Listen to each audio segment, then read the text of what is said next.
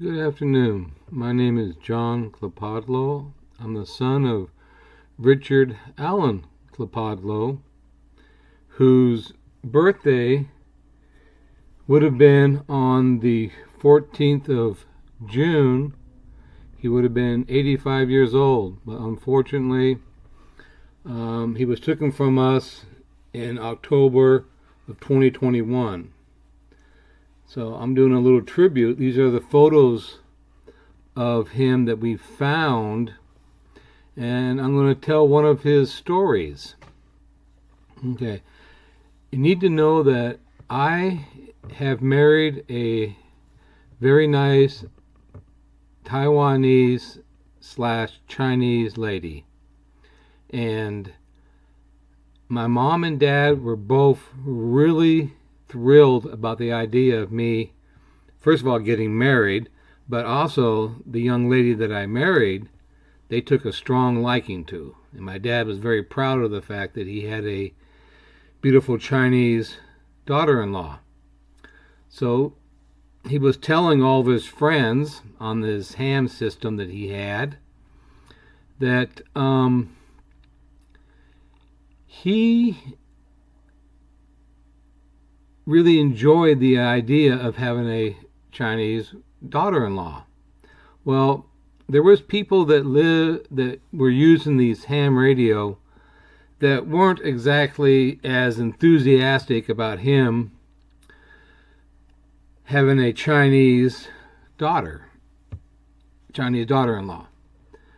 So they went after him and verbally assaulted him and stuff, calling him a race traitor, and he should have disowned me, kicked me out of the household, whatever. And my dad, of course, tried to talk to them, and that didn't work with a damn. So he got this idea in his head that they needed to experience Chinese culture to understand. So he contacted my wife, Ivy, and said, "Ivy, by chance, do you have a cassette of classical Chinese opera?" And she goes, "No, but I can get it, but you won't understand it." And he goes, "Yeah, I know that. I don't need to understand it. I just want to know if you can get me a copy of a classical Chinese opera. But you won't understand it." He said, "That's fine. I don't want to understand it." He goes, "Okay, I will ask my mom if she has some." And so Ivy contacted her mom with the same thing and said, "Hey, do you have a cassette of classical Chinese opera for my father-in-law?" And she said the same thing. "But he won't understand it." And my wife is like, "Yeah, I know that, but he says he doesn't. That's not important. Just can you get the cassette of Chinese opera?" So they did, and they mailed it to us, and then we mailed it to him. So he got this, and he's all giddy and excited. So he contacted his friends on the ham radio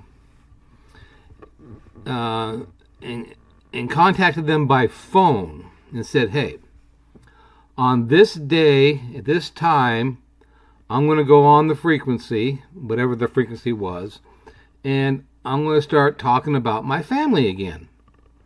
And these little bastards are going to jump up there, they're ranting and raving, the racial slurs and all that stuff. And when that happens, I'm going to say, you guys need to experience some Chinese culture. So what's going to happen is you guys get off the air and I will give them some Chinese culture."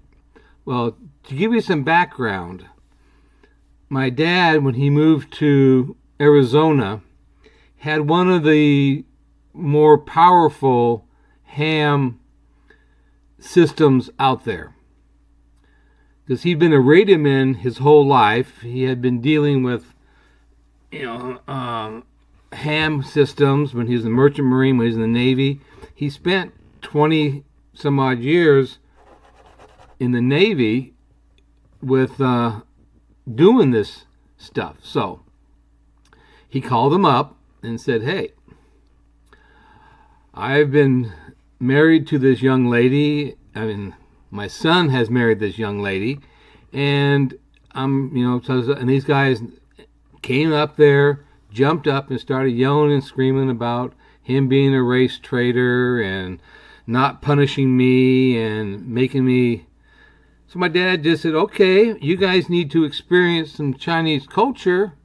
And he maxed out his system, keyed his mic, pressed play on his cassette player, and shut them down. I realize it's not nice to destroy people's personal property, but he blew their systems out. And he told them, you guys are just being disrespectful. And in this case, you guys needed to learn some Chinese culture. Well, after that, he never got bothered with these guys bugging him ever again. So he got his point across. And I would have liked to have seen the look on their face when they did this. Well, thank you very much, and we'll talk to you later.